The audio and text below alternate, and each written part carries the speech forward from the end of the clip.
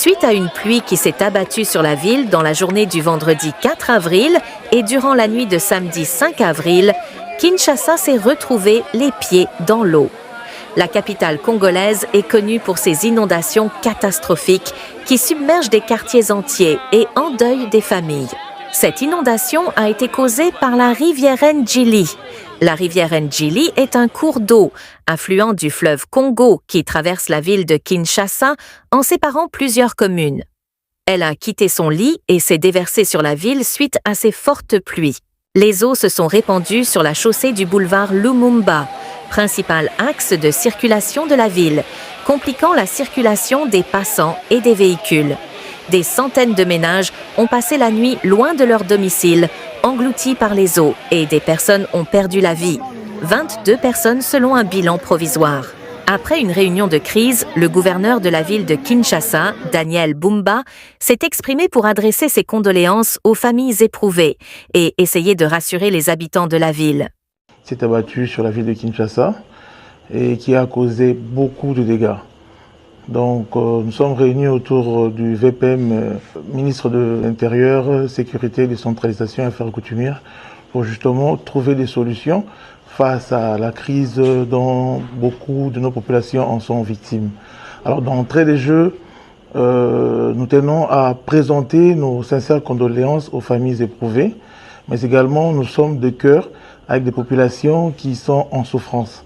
Il était question justement d'analyser la situation liée à la menace des érosions, mais également à la menace de l'éboulement qui s'est produit au niveau de la nationale numéro 1. Les équipes étaient à pied d'œuvre, la circulation a été déjà rétablie à une bande, mais également les travaux se poursuivent et d'ici peu, la circulation va s'établir normalement même pour les camions poids lourds. Donc ça c'était le premier point. Nous tenons aussi à rassurer nos populations que les travaux s'effectuent aussi pour essayer de rétablir la situation de l'eau.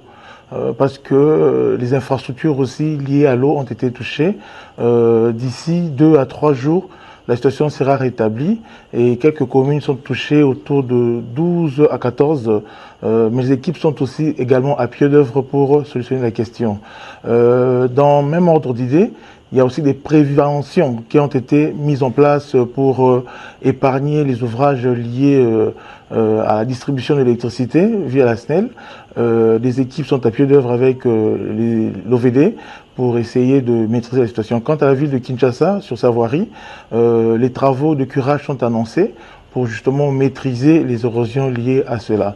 Donc nous précisons à la population de s'apaiser. C'est justement des catastrophes naturelles, mais le gouvernement de la République, mais également toutes les institutions ici présentes et la ville de Kinshasa est à vos côtés pour vous permettre, dans les heures qui viennent, de rentrer dans des conditions de vie acceptables. Des travaux d'urgence ont été lancés pour dégager les caniveaux, reconstruire les routes endommagées et réparer les collecteurs d'eau. Mais la situation reste critique. Et le vrai problème de la capitale congolaise reste une urbanisation chaotique. Des constructions anarchiques, des habitations parfois construites sans les autorisations légales nécessaires.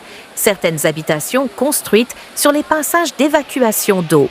Cette absence de planification pour les infrastructures fait que la ville de Kinshasa restera longtemps exposée à ce genre d'incidents tragiques.